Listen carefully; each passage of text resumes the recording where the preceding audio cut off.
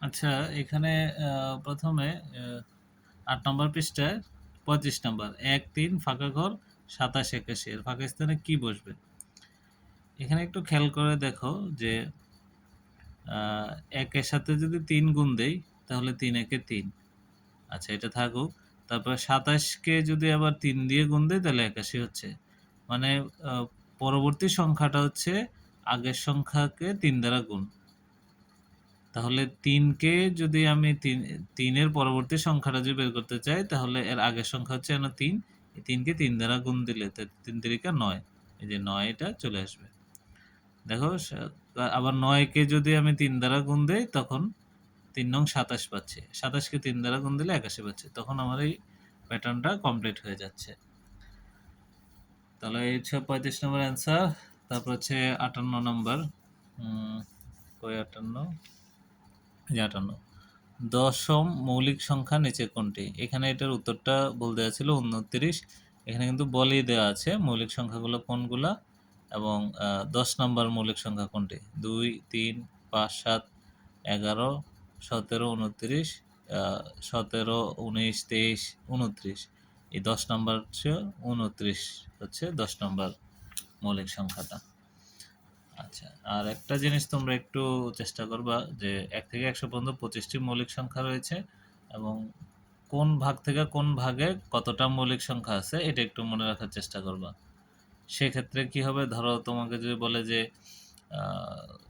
২০ এর পরে বা ২১ থেকে ৩০ এর মধ্যে কয়টি আছে? ২টি।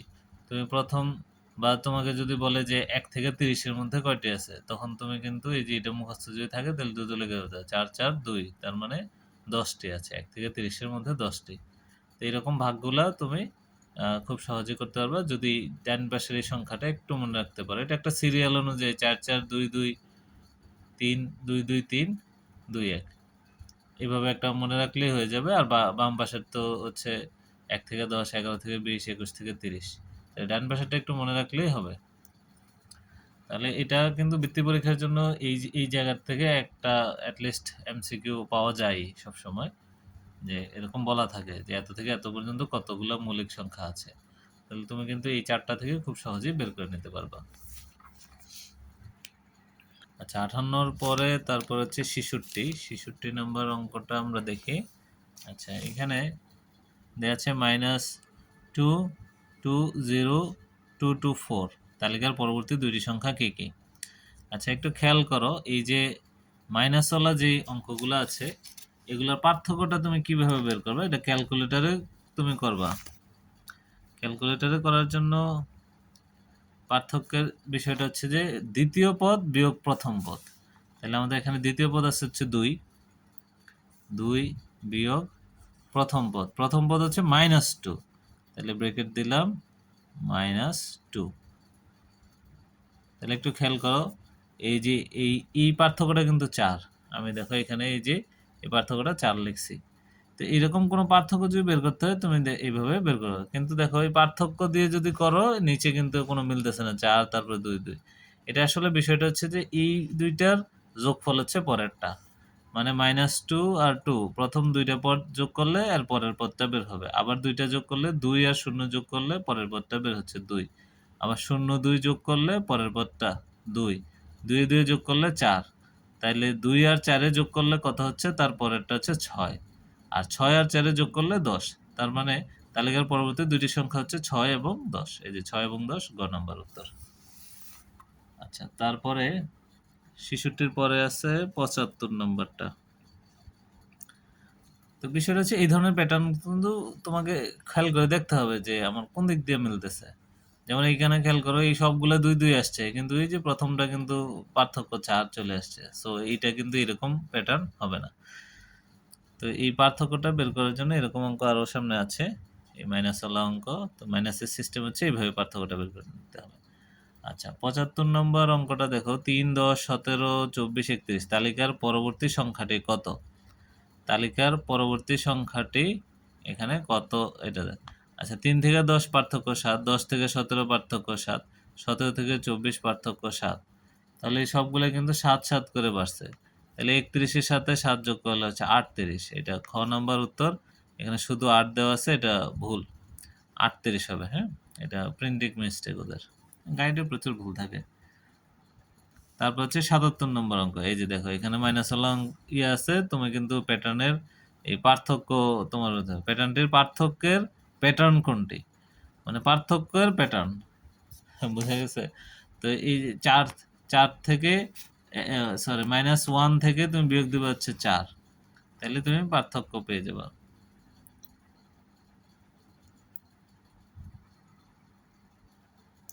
আচ্ছা, এখানে -1, তাহলে আমরা ব্র্যাকেট দিচ্ছি এখানে। ক্যালকুলেটরে, মোবাইলে ক্যালকুলেটর -1 সরাসরি লেখা যায় না, তোমরা এমনি ক্যালকুলেটর পাবো। -1 মাইনাস হচ্ছে 4, আচ্ছা ব্র্যাকেট না দিলেও হয়তো, ধরো 4 দিলাম, তাহলে হচ্ছে -5 পাচ্ছি আমরা। এই প্রথম পার্থক্যটা পাচ্ছি কত, এইটা থেকে এটা বিয়োগ করলে -5। এবার 11 থেকে 1 বিয়োগ দেই, -11 থেকে 1 বিয়োগ, -11 বিয়োগ হচ্ছে -1, এখানে কিন্তু -1 দেব। তাহলে দেখো -10 আসতেছে। তারপরেরটা এই যে তাহলে -10, এরপরটা -15 আসবে। এই যে -26 থেকে -11 বিয়োগ দাও, -26 -11, এই যে -15। তাহলে এখানে কিন্তু এই যে উত্তর গ নাম্বারটা আমরা বুঝতে পারবো, -5 -10 -15 -20। তাহলে পার্থক্যের প্যাটার্ন কোনটি, এটি যে একটা থেকে আরেকটা যে পার্থক্য, এই পার্থক্যটার প্যাটার্ন হচ্ছে এটা, গ। আচ্ছা, তারপরে এটা কত নম্বর গেল, 77। 77 পরে হচ্ছে 82। 82 নম্বরটা দেখি। ক স্কয়ার -1 একটি বীজগণিতীয় রাশি যার প্রথম পদ 0। আচ্ছা, প্রথম পদ মানে হচ্ছে ক এর মান 1, 1 যদি বসাই তাহলে 1 স্কয়ার মানে হচ্ছে 1, 1 এর থেকে 1 বিয়োগ দিলে 0, তাহলে এইটা ঠিক আছে। তারপর প্রথম তিনটি পদের সমষ্টি 11। আচ্ছা, প্রথম পদটা কত, প্রথম পদ কিন্তু 0, এই যে আমরা বের করছি। তাহলে দ্বিতীয় পদ, ক এর মান 2 বসাও, 2 দুগুণে 4, 4 এর থেকে 1 বিয়োগ দিলে হচ্ছে 3, তাহলে দ্বিতীয় পদটা পাচ্ছি 3। আবার এখানে 3 বসাও, তৃতীয় পদটা 3 বসাইলে 3 স্কয়ার -1, 3 তিরিকা 9 থেকে 1 বিয়োগ দিলে 8, তার মানে 0 3 8, এই তিনটা জিনিস আমাদের এখানে বের হয়েছে। তাহলে এই তিনটার যোগফল কত, 8 আর 3 যোগ করলে হচ্ছে 11। তাহলে প্রথম তিনটি পদের সমষ্টি 11 পাওয়া গেছে। প্রত্যেক পদ বিজোড়, প্রত্যেক পদ তো বিজোড় না, আমরা 3 নম্বর পদটা 8 পাইছি না, 8 তো জোড়, তার মানে এটা হবে না। তাহলে 1 এবং 2, এই যে 1 এবং 2 ক, 82 নম্বর উত্তর। তারপরে হচ্ছে 118। 118 কই, 118 -1 2 7 14 এর বীজগণিত রাশি কোনটি? আচ্ছা, খেয়াল করো, আমরা একটা বীজগণিত যে রাশি পেয়েছিলাম, পার্থক্য গুণন ক, আমাদের যেই বীজগণিতের রাশিটা ছিল প্লাস প্রথম সংখ্যা মাইনাস পার্থক্য, এটা কিন্তু আমাদের এই যে মানে আমরা যেই সূত্রটা আমরা পারি, এটা হচ্ছে স্বাভাবিক ক্রমিক সংখ্যা, মানে একটা স্বাভাবিক, ধরো 1 2 3 এগুলো হচ্ছে স্বাভাবিক ক্রমিক সংখ্যা বা সম অন্তর বিশিষ্ট, মানে প্রতিটা পার্থক্য সেম, এই ধরনের কোনো যদি প্যাটার্ন হয়, সেই ক্ষেত্রে ওই সূত্র তোমার কাজ করবে। নর্মাল অন্য কোনো রকম হলে হবে না। যেমন দেখো 2 থেকে 7 পার্থক্য কত, 5, 7 থেকে 14 আবার 7 পার্থক্য, তার মানে পার্থক্য কিন্তু সবগুলা সেম না। আবার মাইনাস 2 থেকে তুমি -1 বিয়োগ দাও, এখানে কত পাইবা, এখানে 3 পাইবা।